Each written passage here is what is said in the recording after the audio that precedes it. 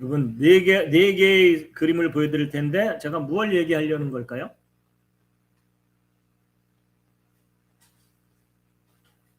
이걸 못 맞추시다니? 눈에는 눈, 이에는 이.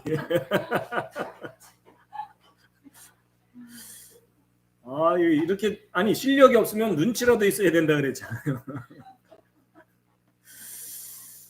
예, 자 이제 38장으로 넘어가도록 하겠습니다. 자 5장 38절부터 42절 함께 읽으시겠습니다. 시작. 그들이 말한 바 눈은 눈으로 이는 이로 갚으라 한 것을 너희가 들었으나 나는 너희에게 이르노니 너희는 악에게 맞서지 말라. 누구든지 내 오른뺨을 치거든 그에게 다른 뺨도 돌려대며 또 어떤 사람이 너를 법에 고소하여 내 겉옷을 빼앗으려 하거든 겉옷까지도 가지게 하고 또 누구든지 너로 하여금 억지로 오리를 가게 하거든 그와 함께 심리를 가며 내게 구하는 자에게 주고 내게 빌리고자 하는 자에게 등을 돌리지 말라. 자, 일단 복습을 하겠습니다. 자, 38절부터 읽겠습니다. 시작. 그들이 말한 바 무엇으로 무엇으로 갚으라?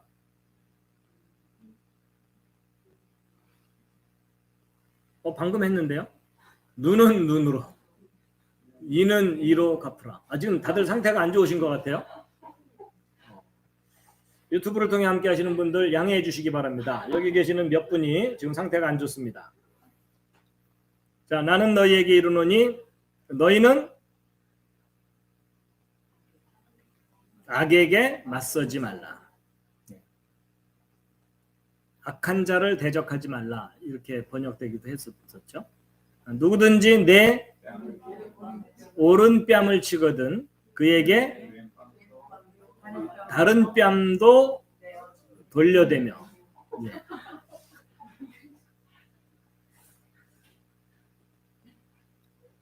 참 리얼하죠, 표현이?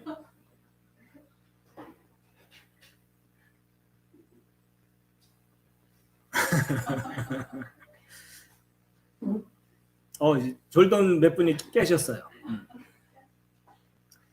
자, 40절 읽겠습니다. 시작. 또 어떤 사람이 너를 보통은 이제 송사하여 이렇게 돼 있는데 법에 고소하여 내 무엇을 어떻게 하려 하거든? 덧옷을 빼앗으려 하거든. 무엇까지도 가지게 하고 겉옷까지도. 이게 우리는 보통 이제 일단 옷을 입고 난 다음에 뭔가를 더 입는 걸 덧옷이라고 하잖아요. 근데 아마 이스라엘 사람들은 옷을 그냥 외투 하나만 이렇게 입는데 혹시 추울까봐 안에 더 입는 옷을 덧옷이라고 하는 것 같아요. 우리하고 표현이 좀 다른 것 같은데 어쨌든 뭐 이렇게 번역을 해놨으니까. 예. 자, 그 다음에 41절 시작. 또 누구든지 너로 하여금 억지로 오리를 가게 하거든 그와 함께 심리를 가며 내게 구하는 자에게 주고 내게 빌리고자 하는 자에게 등을 돌리지 말라. 뭐 거절하지 말라와 뭐 같은 의미겠죠. 예.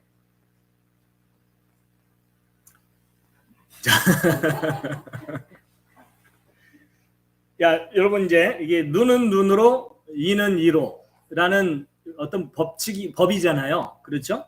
예. 뭐 영어로 표현하면 an eye for an eye. 그래서 하여튼 뭐 같은 뜻이에요. 예. 자, 이런 것을 뭐라고 하냐면 똑같이 보복하는 그런 룰을 동태복수법. 좀 어렵게 표현하면 그래요. 동태를 가지고 뭐 누굴 때린다 이런 뜻이 아니고 똑같은 모습으로 복수해준다 뭐 이런 뜻이에요.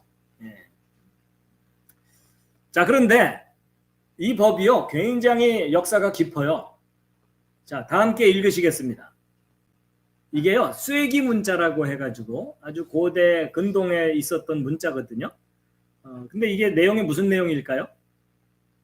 이게 바로 옛날 법인데 함께 읽겠습니다. 시작. 사람이 높은 사람의 눈을 멀게 하면 제 눈을 멀게 할지니라. 이런 내용이에요. 이게 이제 유물로 발견된 유물에 바로 요거거든요. 요거 여기에 새겨져 있는 글귀예요.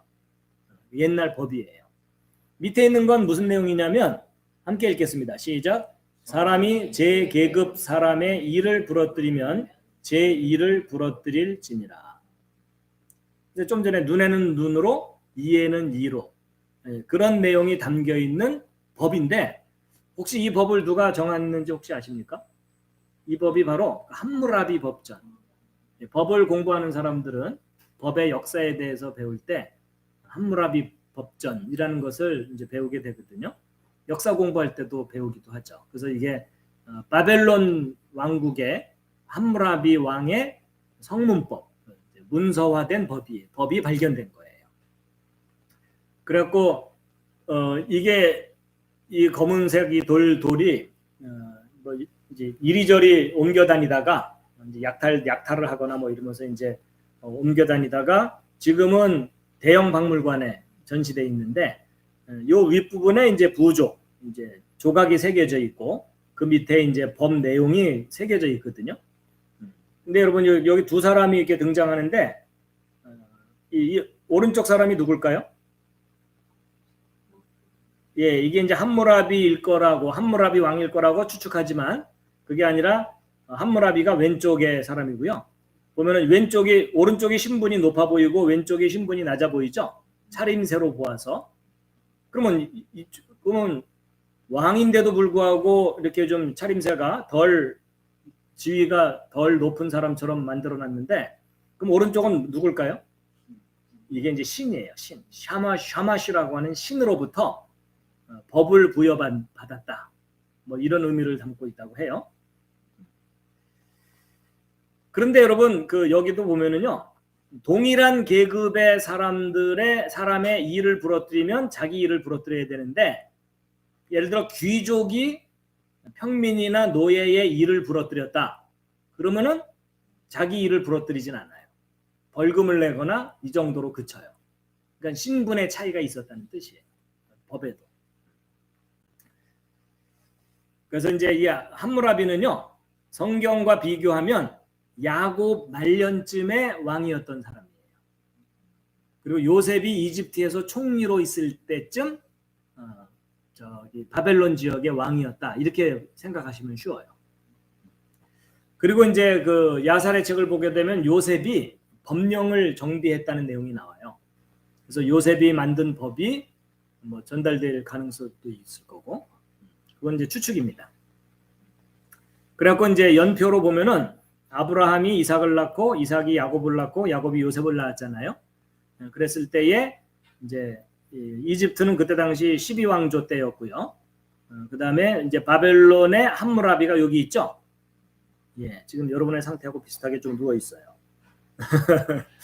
그래서 이 야곱의 노년기쯤 그리고 요셉이 총리로 활동하던 시절쯤 그때의 왕이다 이렇게 보시면 되겠습니다.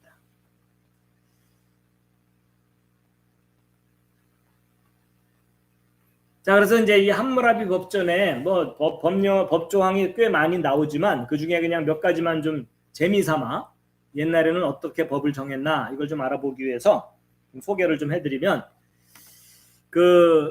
이 남의 땅에 있는 나무를 베어버리면 변상을 해줘야 된다. 뭐 이거 사실 당연하죠. 그 다음에 자기 논에다가 물을 대다가 부주의하게 다른 사람의 논에 물을 대서 곡식을 망가뜨렸으면 변상해줘야 된다. 뭐 이건 또 당연해요. 자식이 하도 말을 안 들어서 집에서 쫓아내고 싶은데 재판관에게 가서 말을 하고서 쫓아내야 될 이유를 제시했을 때 합당하면 쫓아낼 수 있다는 거예요. 법적으로. 그 다음에 이제 아버지에게 못된 짓을 하는 아들이 있어요. 그러면 어떻게 처리했을까요? 일단 첫 번째 잘못했을 때는 용서를 해준대요. 근데 두 번째도 또 나쁜 짓을 하면 어떻게 돼요? 그때는 집에서 추방을 해도 된다. 이렇게 돼 있어요. 자, 그 다음에 이제 도둑이 뭐 소나 양들 같은 가축을 절도를 했어요. 훔쳤어요. 그럴 경우는 처벌이 어떻게 되냐면 10배를 보상하도록 했대요. 그러니까 양을 한 마리 훔쳤으면 양을 10마리로 갚아야 되는 거예요. 근데 내가 가난해서 보상을 못 하잖아요. 그 사람 어떻게 될까요? 노예가 아니라요, 사형이에요. 지금보다는 엄청나게 엄격하죠. 그 다음에 이제 우리가 잘 알고 있는 눈에는 눈, 이에는 이. 그래서 타인의 눈을 멀게 했을 때는 자신의 눈알을 뺄 것. 그 다음에 타인의 이빨을 부러뜨려도 그의 이빨을 부러뜨리고요. 타인의 뼈를 골절을 시켰으면 자기도 똑같이. 이게 아까 무슨 법이라고요?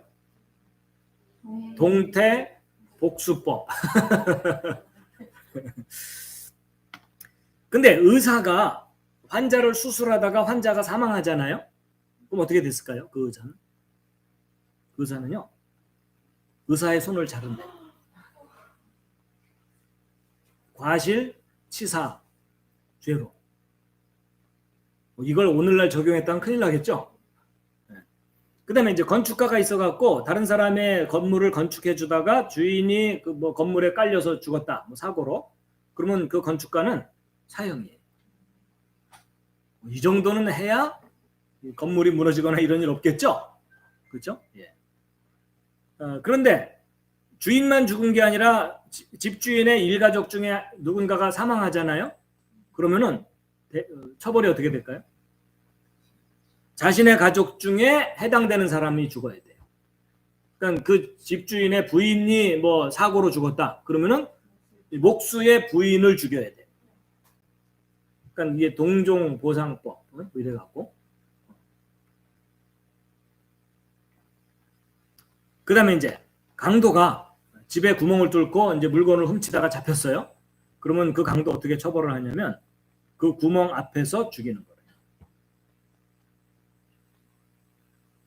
그다음에 어떤 사람이 이제 다른 사람을 이 사람은 죽어야 마땅하다 하고 고발을 했어요. 근데 고발을 했는데 입증을 못했어. 죽어야 될 죄에 대해서. 그러면은 고소자를 죽이는 거예요. 무고죄죠. 왜냐면 다른 사람이 만약에 그게 잘못되면 그 사람이 죽잖아요. 그러니까 거기에 상응하게 저 사람이 유죄인 걸 증명 못했다면 저 사람을 네가 죽이려고 시도한 거 아니냐. 그럼 네가 죽어야 된다. 그 다음에 이제 노예를 성문 바깥으로 도망을 시킨 경우, 그런 경우는 사형이래요. 그만큼 노예에 대한 관리법이 엄격했던 것 같아요. 그 밖에 이제 아내를 새롭게 맞았는데 합법적인 문서가 없으면 그 부인에 대한 소유 주장이 불가하다. 그 다음에 노예가 저 사람 더 이상 내 주인 아니다. 뭐 이렇게 주장을 하잖아요. 그러면 이제 주인이 저놈은 내 노예다라는 것을 입증을 할 수 있는 근거가 발견되면 그 노예를 어떻게 할까요? 귀를 자를 수 있대요. 불복종한 대가로. 참 오늘날에 적용하기 힘든 법들이죠. 그렇지만 고대 세계에서는 이렇게까지 강력하게 해야 질서가 잡혔을 수 있겠죠. 그 다음에 아버지를 때린 자, 아버지를 구타했다. 그러면 그 아들은 어떻게 될까요? 두 손을 절다. 불효죄로. 그 다음에 귀족의 뼈를 부러뜨린 자는 그의 뼈도 부러뜨린대요. 이건 뭐. 근데 귀족이 평민의 눈을 멀게 하고 뼈를 부러뜨렸을 경우는 동태복수가 아니고 이 경우는 벌금으로 대신한다는 거예요. 그 다음에 노예가 귀족의 뺨을 때리잖아요. 그러면 어떻게 될까요? 그 노예? 귀를 자른대.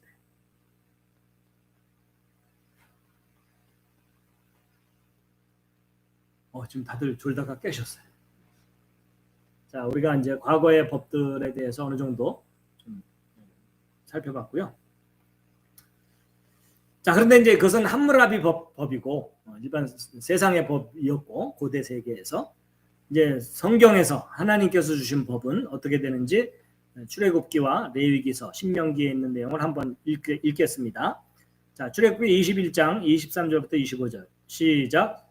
그러나 어떤 손해가 뒤따르면 너는 생명은 생명으로, 눈은 눈으로, 이는 이로, 손은 손으로, 발은 발로, 화상은 화상으로, 상처는 상처로, 매는 매로 갚을지니라. 자, 레위기서 24장 19절 20절도 읽겠습니다. 시작. 만일 어떤 사람이 자기 이웃에게 상처를 입히면 그가 행한 대로 그에게 행할 것이니 부러뜨린 것은 부러뜨린 것으로, 눈은 눈으로, 이는 이로 갚을 것이니라. 그가 남에게 상해를 입힌 대로 그에게 다시 그와 같이 행할 것이며 내 눈이 신명기 19장 21절 시작. 내 눈이 불쌍히 보지 말라. 오직 생명은 생명으로, 눈은 눈으로, 이는 이로, 손은 손으로, 발은 발로 갚을지니라. 예, 여러분 이게 바로 이제 동태복수법이라고 했잖아요. 잔인한 법이에요, 너그러운 법이에요? 잔인한 법이라는 생각이 들죠. 오늘날의 상황을 생각하면. 근데 어떤 분들은요 거꾸로 해석하기도 해요. 이게 오히려 잔인하다기보다는 오히려 이게 뭐냐면 과잉 보복을 방지하는 좋은 법이라는 거예요. 왜냐하면 상대방이 내 눈을 빼면 분노가 올라와요. 그렇죠? 그럼 그 분노로 그 사람을 대개는 죽이게 돼 있어요. 그렇죠? 그러니까는 그게 아니라 네 눈이 상했으면 상대방의 눈만 상하게 해라. 왜 죽이기까지 하느냐. 그런 취지가 있을 수 있다는 거예요. 좀 이해가 되시죠? 그렇죠? 그래서 과잉 보복을 방지하는 그런 긍정적인 의미도 있다는 거죠. 공감 못 하시나요? 아니에요. 그렇죠? 눈을 한 게 아니라 뭐 조금 잘못했다고 상대방을 죽이기도 하니까. 그렇죠? 분노 조절을 못하는 사람들. 안전장치일 수도 있다. 그런 관점으로도 우리가 볼 필요가 있습니다.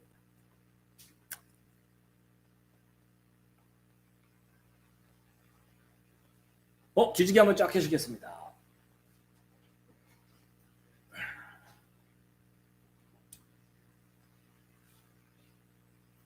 자, 그 다음에 이제 39절에 나는 너희에게 이르노니 너희는 악에게 맞서지 말라. 이 맞서지 말라고 표현되어 있는데 이게 이제 악한 자를 만나거든 괜히 덤벼 이러지 말라 이 뜻이 아니라 고소하거나 고발해서 법적으로 다투지 말라 이런 의미가 있다고 그래요. 그 다음에 이제 내 오른뺨을 치거든 다른 뺨도 돌려대라 이렇게 돼 있는데요. 이게 재밌어요. 여러분 어떤 사람을 마주보고 있을 때 오른뺨을 치기가 쉬워요? 왼뺨을 치기 쉬워요? 이 왼쪽 상황이죠? 그렇죠? 왼손잡이가 아닌 이상은 대부분은 오른손잡이니까요. 왼뺨을 치게 돼 있어요. 그렇죠? 근데 오른뺨을 쳤다는 얘기는요. 손바닥으로 친 게 아니라 손등으로 쳐야 돼요. 그렇죠? 그러니까 이게 좀 더 경멸적인 표현일 수도 있겠죠. 이런 생각 별로 안 해보셨죠? 우스갯소리인데요. 어떤 분이 교회를 다니는데 이제 이런 내용을 들은 거예요. 그래갖고 이제 누구하고 시비가 붙었는데 상대방이 뺨을 딱 때리더래요. 그런데 이제 나중에 들려오는 얘기가 맞고 나서 그 상대방을 막 죽도록 팼대요. 그래서 이제 교회 와서 이제 목사님하고 얘기하다가 왜 그렇게 심하게 때렸냐 그랬더니 일단 한 대 맞고 났더니 성경 말씀이 떠올랐다는 거죠. 왼편도 돌려대라고. 그래서 왼편을 돌려대서 한 대 더 맞았대요. 그래도 계속 때리는데 그 다음은 말씀이 없잖아요. 그렇죠? 왼편까지 돌려대고 나서는 말씀이 없으니까 그러면 이제부터 때려도 되는가 보다 이러고서 두들겨 팼다는 우스갯소리가 있어요.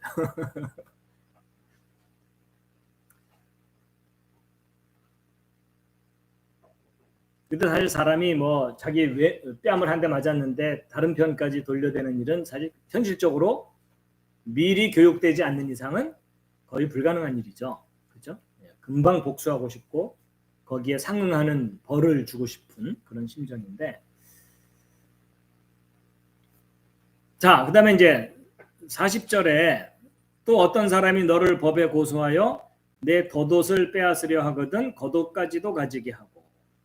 그러니까 덧옷이라는 것은 아마도 속옷이라고 생각해야 될 것 같아요. 그렇죠?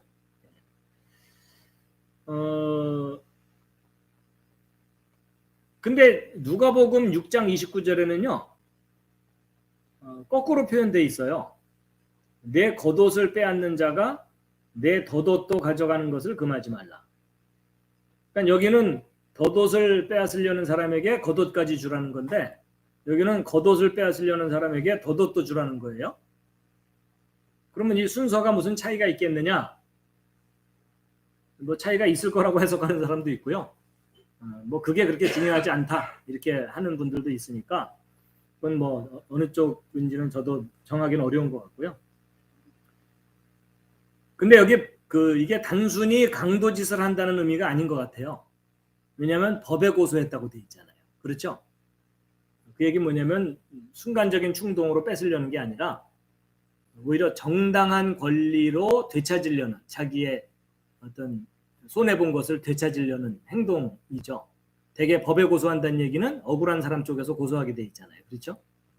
그러니까 돈을 꿔줬는데 안 갚으니까 네 옷이라도 내가 가져가야 되겠다. 그래야 이제 법에 고소하는 거죠. 그래서 어쨌거나 내가 가진 옷을 뺏으려고 하거든 다른 것까지도 주어라. 더 너그럽게 해야 된다. 이제 이런 말씀을 하신 거죠.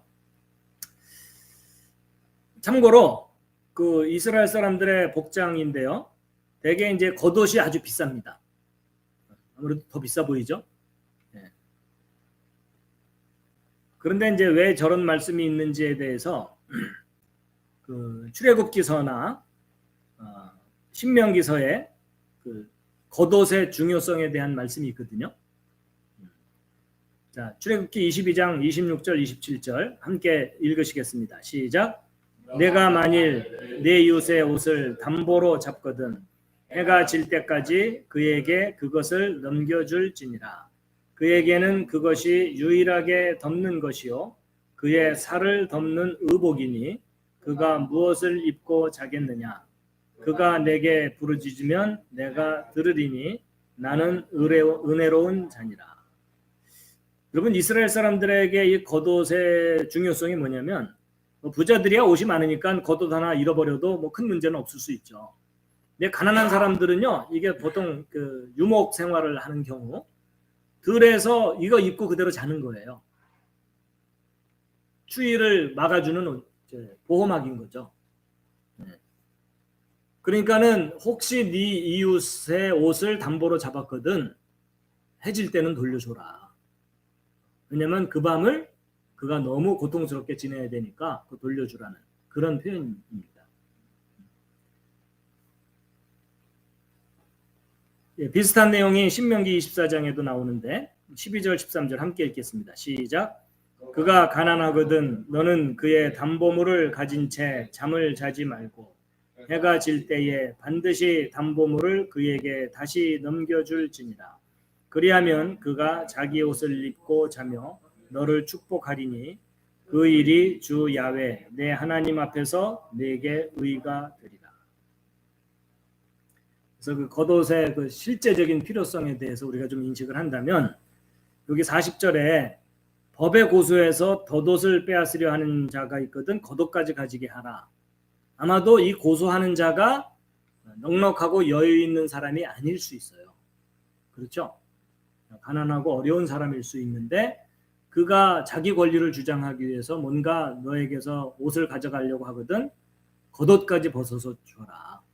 이제 긍휼에 대한 표현이지 뭐 다툼만 가지고 얘기하는 건 아닌 것 같아요. 자, 41, 42절로 넘어가겠습니다. 다시 한번 읽겠습니다. 시작. 또 누구든지 너로 하여금 억지로 오리를 가게 하거든 그와 함께 심리를 가며 내게 구하는 자에게 주고 내게 빌리고자 하는 자에게 등을 돌리지 말라. 여러분 41절에 오리를 가게 하거든 심리를 가자. 저 앞에 시장 보러 가야 되는데 함께 가자 그럴 때 무조건 따라가야 된다. 그 뜻은 아니에요. 그 뜻이 아니라 이건 좀 그때 당시에 사회적인 배경을 알아야 이해가 되는 건데 억지로 가게 한다는 말에 해당되는 헬라어 단어가 앙가루오라고 하는 단어인데 이게 이제 억지로 무엇하게 만든다 이런 뜻이거든요. 근데 그때 당시 로마의 지배하에 있었어요. 그래갖고 로마가 이제 여기저기 정복을 다니다 보니까 이제 군인 중심의 어떤 사회 제도들이 있었었죠. 그 중에 뭐가 있냐면 로마 수비대, 그러니까 로마에서 파견한 군인들은요 어떤 권리를 갖고 있었냐면 민간인들에게 자기들의 임무에 필요하면 동행을 할 수 있도록 강요할 수 있는 그런 룰이 있었던 거예요. 그래서 예를 들어 어떤 군이 작전을 수행하는데 길을 몰라서 그 민간인을 차출해 갖고 저기까지 안내해다오. 그러면은 그 의무적으로 해야 되는 거예요. 그리고 또 이제 군수물자를 가져가다가 이제 일손이 필요해 갖고 지나가는 사람 붙잡아 갖고 이거 저기까지 좀 옮겨라 그러면은 의무적으로 반드시 그 일을 해줘야 되는 거예요. 그게 바로 이제 강제로 차출해서 노동을 제공하게 만드는 그런 제도가 있었던 겁니다. 이해되시죠? 예. 그러니까 단순히 뭐 어디 길동무가 돼달라 이런 의미가 아닌 거예요. 어떤 공무 수행에 있어서 강요 당했을 때 그 의무적인 것만 하지 말고 더 너그럽게 해줘라. 그래서 친절을 베풀거나 은혜를 베풀어 줘라 이런 의미이겠죠. 근데 그렇다고 무작정 뭐 100km 되는 데를 무조건 차출해서 갈 수는 없어요. 제한된 거리만큼만이 법적이에요. 그 거리가 어느 정도일까요? 그게 8스타디아라고 하거든요. 여러분 그저 운동장을 스타디움이라고 하죠. 이게 로마 시대 그 운동 경기장이었던 거예요. 그때 그래서 요 한 스타디움이 한 200m 정도 되는 것 같아요. 그러니까는 8배를 하면은 1.5km 정도 되거든요. 그러니까 영어식으로 하면은 1마일 정도. 한 1.5km 정도는 무상으로 봉사를 강요할 수 있다는 거죠. 그런 이제 시대적인 배경이 있었다는 것도 좀 참고로 알아두시면 좋을 것 같고요. 그래갖고 이제 바로 이 앙가로에 걸린 사람이 누구냐면 예수님 대신에 십자가를 진 구레네 시몬이 바로 그 역할을 한 거예요. 예수님이 너무 지쳐서 십자가를 이제 못 움직이니까 그렇죠? 그러니까는 이제 지나가던 구레네 시몬을 붙잡아서 이 의무를 이행시킨 거죠. 그래서 마태복음 27장 32절, 33절 함께 읽으시겠습니다. 시작. 그들이 나가다가 시몬이라는 이름의 구레네 사람을 만나 그에게 억지로 그분의 십자가를 지게 하고 골고다 즉 해골의 장소라 하는 곳에 이르렀다. 시대적인 배경을 하니까 좀 더 이해가 되시죠? 자, 그 다음에 이제 42절에 구하는 자에게 주고 빌리고자 하는 자에게 등을 돌리지 말라. 그렇다고 옆 사람이 무조건 돈 빌려달라고 주라는 뜻은 아니고요. 그 사람이 궁핍하고 어려워서 요청할 때 그때는 거절하지 말아라. 다 이제 긍휼과 관계된 그런 표현들이지 내 욕심 채우자고 빌려달라고 하는 거 무조건 받아야 된다 그 뜻은 아닙니다. 그 정도는 구별하시죠? 자, 누가복음 6장 30절도 읽겠습니다. 시작. 내게 구하는 모든 자에게 주고 내 물건들을 빼앗는 자에게 다시 달라고 하지 말며.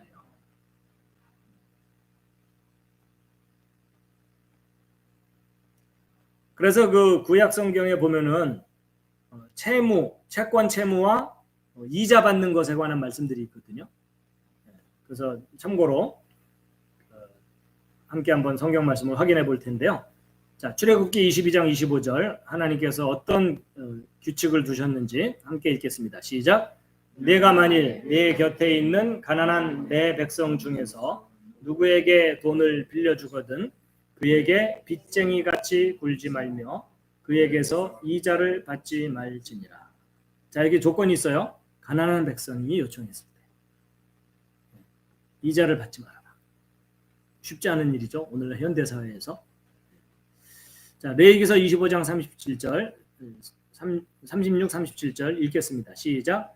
너는 그에게서 이자나 이득을 취하지 말며 오직 내 하나님을 두려워하여 내 형제가 너와 함께 살도록 하라. 너는 이자를 받으려고 그에게 돈을 주지 말고 이득을 얻으려고 내 양식을 빌려주지 말라. 이런 내용도 다 어려움에 처해 있는 사람에 대한 표현입니다.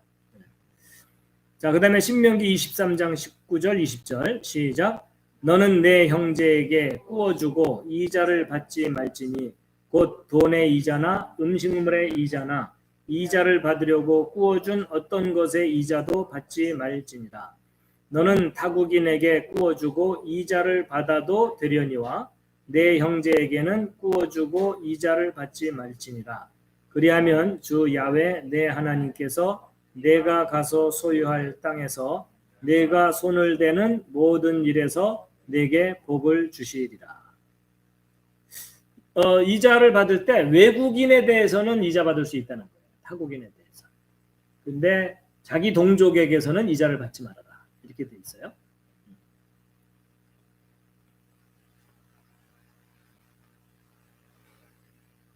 또 관련된 말씀인데 신명기 7장 7절 8절도 읽겠습니다. 시작.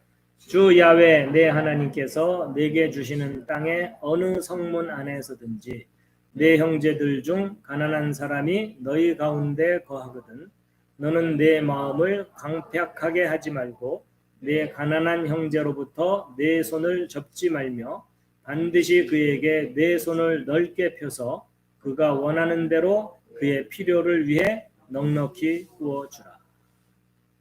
정말 이런 게 실현되면은 행복해지겠죠, 세상이. 여기도 보면 이제 가난하고 어려운 사람에 대한 표현이지. 잘 살고 있는데 뭐 돈 빌려 갔는데 입 싹 씻고 있으면은 좀 혼내줘야 되죠, 그건. 그렇죠? 자, 또 관련된 말씀이라서 계속 또 확인하면서 읽겠습니다. 신명기 7장 9절에서 11절 시작. 너는 조심하여 내 악한 마음 속에서 이런 생각을 품지 말라. 곧 이르기를 일곱째 해 면제하는 해가 가까이 왔다 하며 내 가난한 형제를 향해 눈을 악하게 뜨고 그에게 아무것도 주지 아니하면 그가 너를 대적하여 주 야훼께 부르짖으리니 그것이 내게 죄가 되리라. 너는 반드시 그에게 줄 것이요 그에게 줄 때에 내 마음에 근심하지 말지니 이 일로 인하여 주 야훼 내 하나님께서 내 모든 일과 내 손으로 행하는 모든 것에서 내게 복을 주시리라. 가난한 자가 그 땅에서 결코 그치지 아니하리라. 그러므로 내가 내게 명령하여 이르노니 너는 반드시 내 땅에서 내 형제와 가난한 자와 궁핍한 자에게 내 손을 넓게 펼지니라. 네, 참고로 우리가 읽었고요. 계속 읽겠습니다. 시편 37편 26절 시작. 그가 항상 긍휼을 베풀고 꾸어주니 그의 씨가 복을 받는도다. 어둠 속에서도 빛이 일어나나니 그는 은혜롭고 동정심이 많으며 의롭도다. 선한 사람은 호의를 베풀고 빌려주나니 그가 자기의 일들을 신중하게 처리하리로다. 확실히 그가 영원토록 흔들리지 아니하리니 의로운 자는 영원토록 기억되리로다. 그가 재물을 흩어 가난한 자들에게 주었으니 그의 의가 영원히 지속되고 그의 뿔이 존귀하게 높여지리로다. 예, 어려움을 당한 사람들에게 나눠주고 베풀고 그러기를 하라는 얘기죠. 자, 그런데 그렇다고 또 그냥 모든 걸 다 허락하라는 건 또 아니에요. 조심해야 될 게 있다는 말씀들이 있습니다. 바로 보증 서는 일이에요. 예. 잠언서에 있는 말씀들 11장 15절, 17장 18절, 22장 26절 이어서 계속 읽으시겠습니다. 시작. 낯선 자를 위해 보증인이 되는 자는 그 일로 인하여 괴로워할 것이로되 보증을 서기 싫어하는 자는 안전하니라. 명철이 없는 자는 손을 마주쳐 서약하며 자기 친구의 앞에서 보증인이 되느니라. 너는 손을 마주쳐 서약하는 자나 빚 보증인이 되는 자들 가운데 하나와 같이 되지 말라. 성경에서는 보증 서는 일에 대해서 금하는 편입니다. 그렇죠? 예.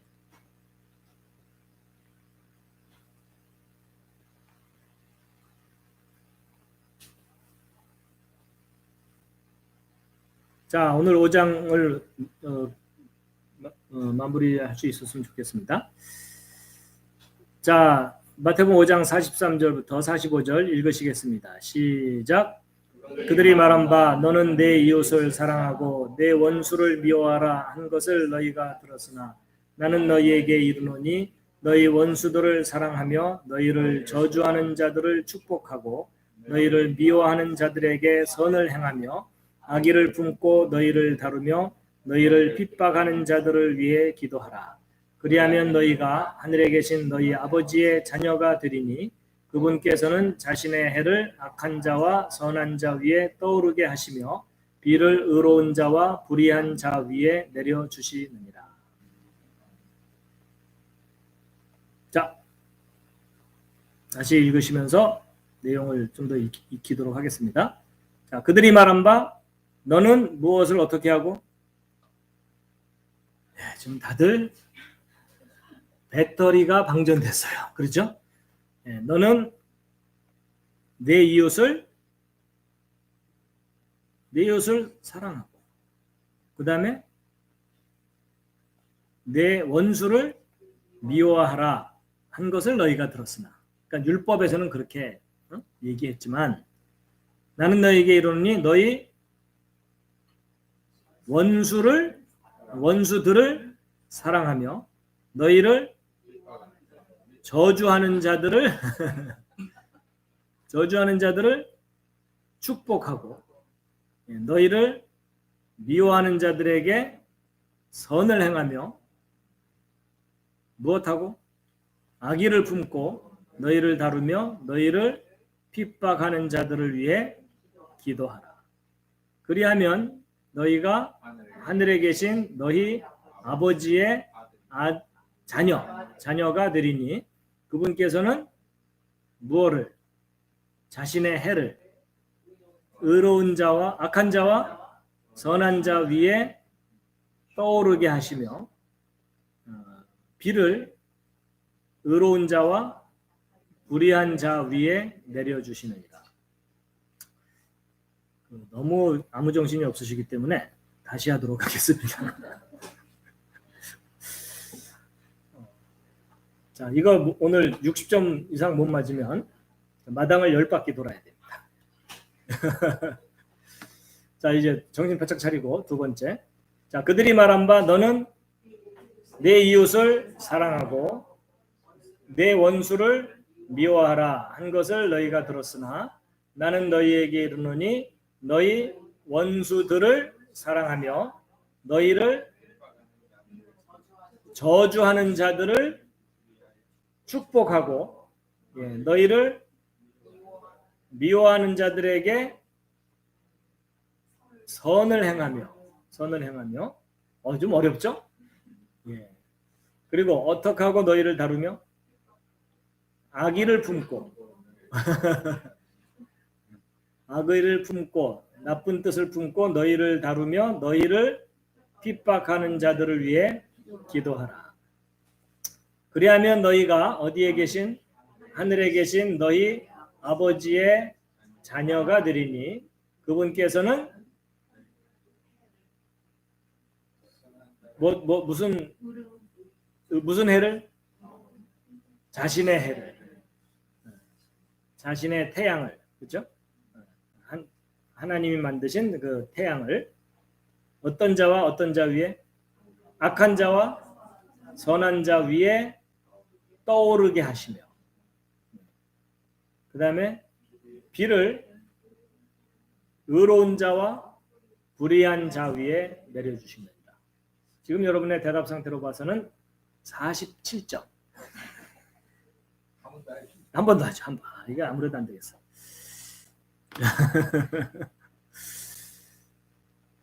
자, 다시 이번엔 줄줄줄 하셔야 됩니다. 자, 그들이 말한 바 너는 내 이웃을 사랑하고 내 원수를 미워하라 한 것을 너희가 들었으나 나는 너희에게 이르노니 너희 원수들을 사랑하며 너희를 저주하는 자들을 축복하고 너희를 미워하는 자들에게 선을 행하며 어떻게 하고 너희를 다루며. 그러니까 악의가 아니라 악의. 악의를 품고 나쁜 뜻을 품고 너희를 다루며 너희를 핍박하는 자들을 위해 기도하라. 그리하면 너희가 하늘에 계신 너희 아버지의 자녀가 되리니 그분께서는 자신의 해를 악한 자와 선한 자 위에 떠오르게 하시며 비를 의로운 자와 불의한 자 위에 내려주시느니라. 65점. 그래서 60점을 넘었기 때문에 이렇게 직접 하는 것보다도 홀수짝수 하는 게 훨씬 수월하죠. 그래도 이건 좀 어렵네요. 앞뒤를 봐서 눈치껏 집어넣으려고 그랬는데 앞을 봐도 뒤로 봐도 다 가려져 있으니까.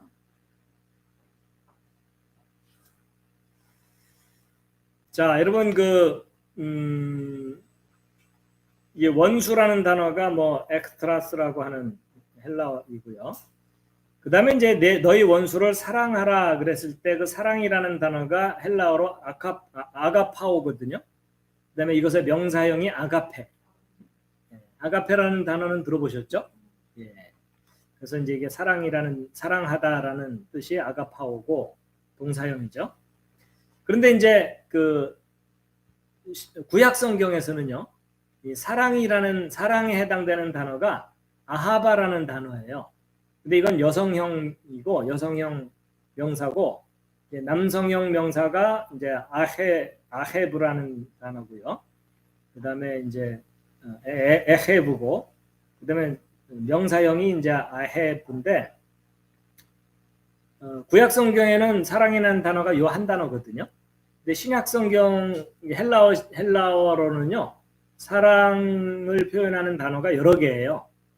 그래갖고 에로스 아시죠? 그렇죠? 예. 그다음에 이제 스테르고라는 단어도 있다고 하고요. 그다음에 이제 그 필레오라는 단어가 있어요. 그래서 그리고 이제 아가페라는 단어가 있는데 그 예수님이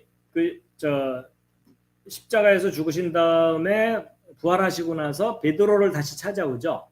그렇죠? 근데 베드로는 이미 예수님이 그 신문 받을 때 예수님을 그 부인하고 그랬었죠. 그래갖고 이제 실망하고 고향으로 돌아가서 고기잡이를 하고 있을 때 예수님이 나타나셨죠. 그래갖고 예수님이 네가 나를 사랑하느냐 베드로에게 3번이나 물어보셨죠. 그러니까 이제 베드로도 사랑합니다라고 고백을 했는데 그때 이제 필레오라는 단어와 아가페라는 단어가 번갈아서 이렇게 좀 나와요. 섞여서. 그래갖고 이제 에로스는 육체적인 사랑, 어떤 욕망을 이제 표출하는 그런 사랑이라고 보통 이해를 하고, 스테로고는 이제 뭐 헌신에 해당되는 의미가 있다 그러는데 이제 부모와 자식 간에 또는 왕과 신하 간의 관계에서의 그 사랑이고, 필레오라는 사랑은 친구 간의 우정과 같은 그런 사랑이다. 그다음에 이제 아가페가 이제 하나님의 무한한 사랑을 표현하는 거다라는 해석을 많이들 들으셨을 거예요. 그렇죠? 그런데 이제 이것에 동의하는 분들도 꽤 있지만 그렇지 않다. 필레오하고 아가페는 그냥 같은 의미로 이제 혼용돼서 사용했을 뿐이다. 굳이 그것의 의미를 나누는 것은 합당치 않다. 이렇게 주장하는 분들도 있어요. 그래서 저도 이제 그게 궁금해 갖고 또 성경 구절들을 또 찾아봤어요.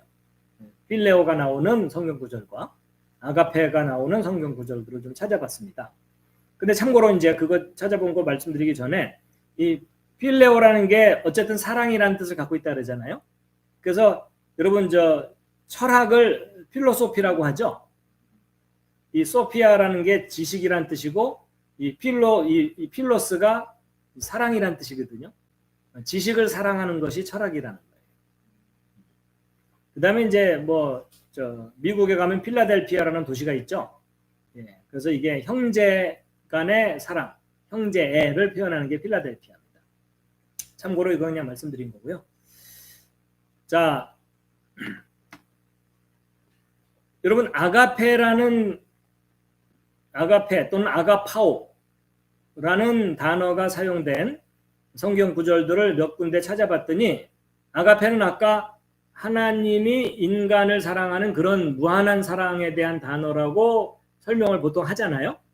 근데 사실은 그렇지 않다는 근거들이 이렇게 있어요. 자, 요한복음 3장 19절 함께 읽겠습니다. 시작.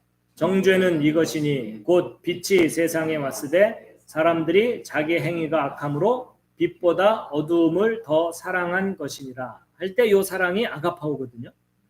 원문에.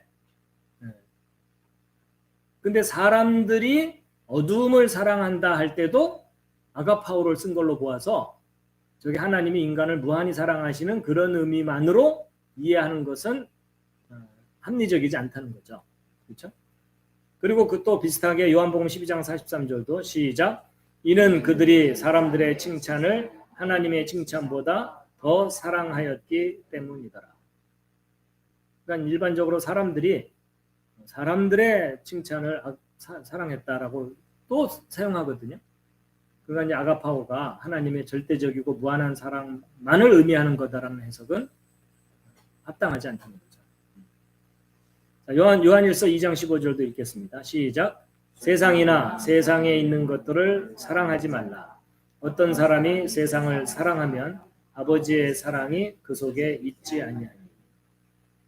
예, 사람들이 세상을 사랑한다 할 때도 아가파오고요. 또 아버지의 사랑 그럴 때도 아가페를 썼거든요. 그러니까 이게 특별히 구별되는 단어가 아닐 수 있어요. 구별되는 표현이. 자, 디모데후서 4장 10절도 읽겠습니다. 시작. 데마는 현재의 이 세상을 사랑하여 나를 버리고 데살로니가로 떠났으며 그레스게는 갈라디아로, 디도는 달마디아로 갔고. 예, 데마라는 사람이 이 세상을 사랑한다 그럴 때도 아가파오.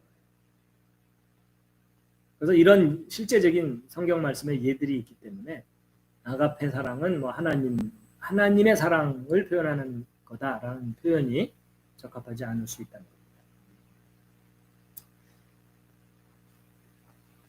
자, 그다음에 필레오도 마찬가지인데 필레오는 이제 하나님의 무한한 사랑이 아니라 사람들 사이의 어떤 우정이라든지 또는 그 이상의 사랑들을 표현한 것이다. 이렇게 설명을 저도 그렇게 들었었는데 요한복음 5장 20절 먼저 읽겠습니다. 시작.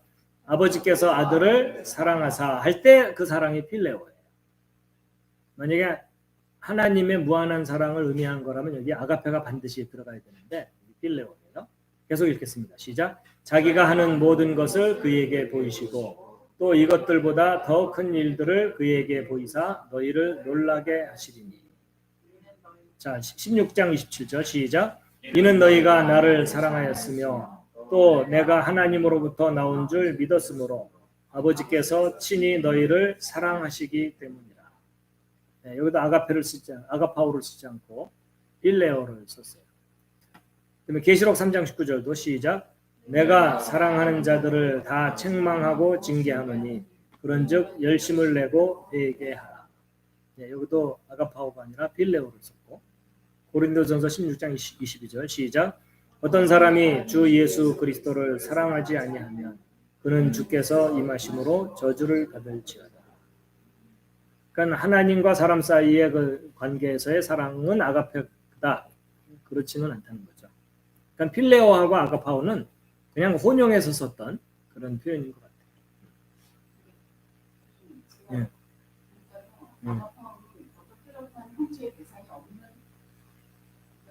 혼성학적인 사랑을 표현하는 것 같고요. 예. 여기서 필레오는 대상이 있는 남녀간이 아니라 예. 대상이 있는 것을 사랑할 때 한체가 있는 것을 사랑하기 필요로 쓰는 것 같아요. 그러면 앞에 부분도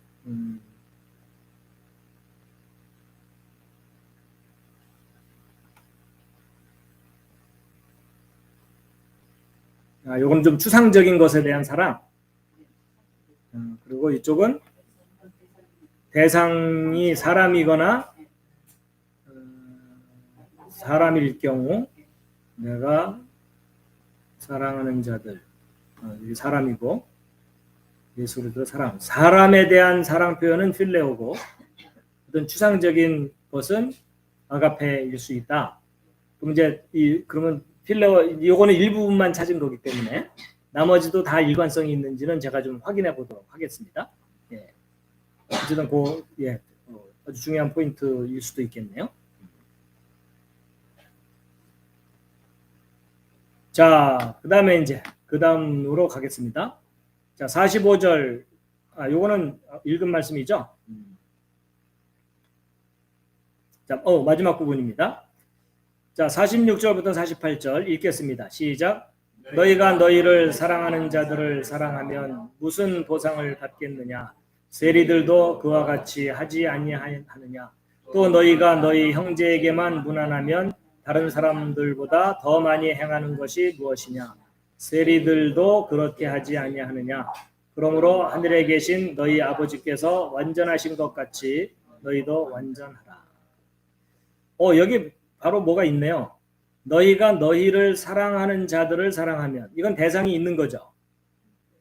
그러면 이 경우는 필레오가 있어야 되겠죠. 근데 여기는 필레오일까요? 아가페일까요? 아가파오일까요? 그러니까 지금 좀 전에 논리로는 필레오여야 되는데 이게 아가파오예요. 그러니까 이게 단순히 대상이 추상적이냐 구체적인 인물이냐 그것의 기준은 또 아니에요. 그렇죠? 금방 확인이 또 되네요. 근데 아까 관찰력이 좋으셨는데요. 자, 이제 46절부터 48절 하겠습니다. 시작. 너희가 너희를 사랑하는 자들을 사랑하면 무슨 보상을 받겠느냐? 누구들도 그와 같이 하지 아니하느냐? 그들이 멸시하는 세리들조차도 그와 같이 하지 아니하느냐? 또 너희가 너희 누구에게만? 형제에게만. 무엇하면? 무난하면. 형제의 그 상황을 보살피는 무난을 하면 다른 사람들보다 더 많이 행하는 것이 무엇이냐? 남들보다 나은 점이 뭐냐? 세리들도 그렇게 하지 아니하느냐. 그러므로 어디에 계신 하늘에 계신 너희 아버지께서 예전 번역은 온전으로 번역했는데 여기는 완전으로 또 했어요. 근데 같은 말이죠. 완전하신 것 같이 너희도 완전하라. 자, 여러분 그 하나님께서 우리를 구원해 주시는 것과 이 보상을 해 주시는 것은 조금 구별할 필요가 있어요. 그래가지고 하나님 우리를 구원하신다고 하셨을 때는 우리가 잃어버렸던 영원한 생명을 다시 주시는 거죠. 그리고 하나님의 자녀로 삼아 주시는 거죠. 그 다음에 새하늘과 새 땅을 기업으로 주시는 거죠. 그렇죠? 이게 이제 여러분과 제가 기본적으로 하나님께로부터 받은 은혜고 무한한 선물이에요. 그렇죠? 그렇지만 이제 구원받은 것으로 우리가 모든 게 다 해결되고 끝나는 건 아니고요.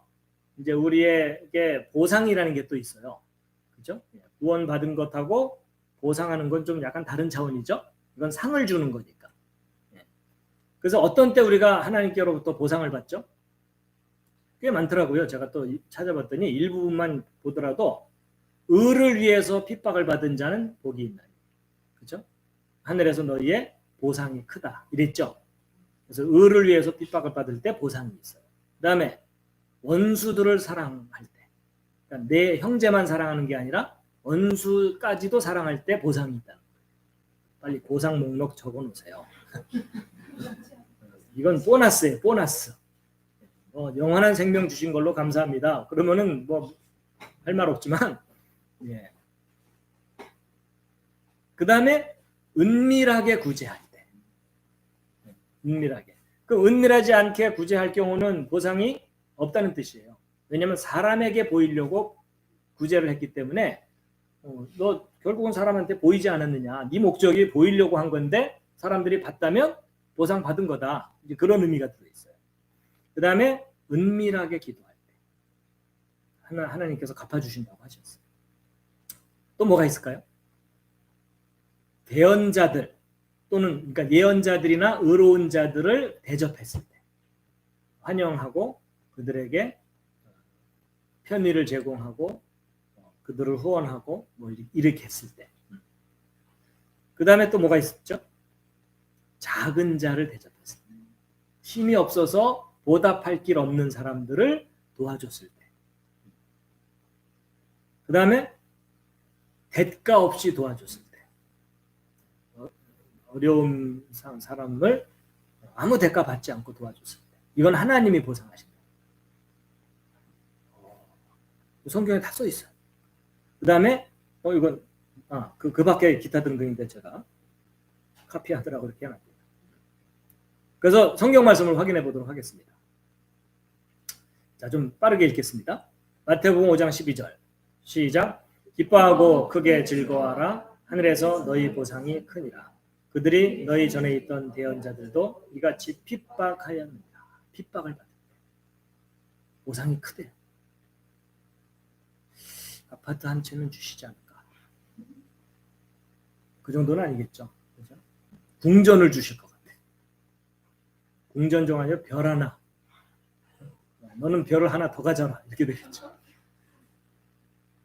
마태복음 5장 46절 시작. 너희가 너희를 사랑하는 자들을 사랑하면 무슨 보상을 받겠느냐. 세리들도 그와 같이 하지 아니하느냐. 이게 방금 읽은 말씀인데 너희 원수까지도 사랑하면 보상 주신다는 거죠. 마태복음 6장 1절 시작. 너희는 사람들에게 보이려고 그들 앞에서 구제하지 아니하도록 주의하라. 그렇지 않으면 너희가 하늘에 계신 너희 아버지께 보상을 받지 못하느니라.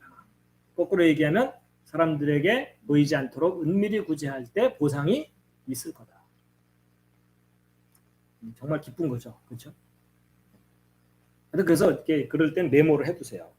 그래서 나중에 보상 안 해주시면 들이밀면 돼요. 그렇죠? 주님 여기 써 있잖아요.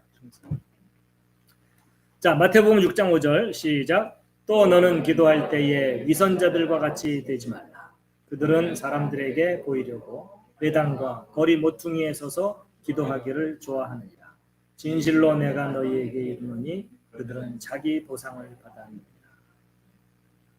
예, 사람들에게 보이려고 기도하지 말아라. 자, 마태복음 6장 16절 시작.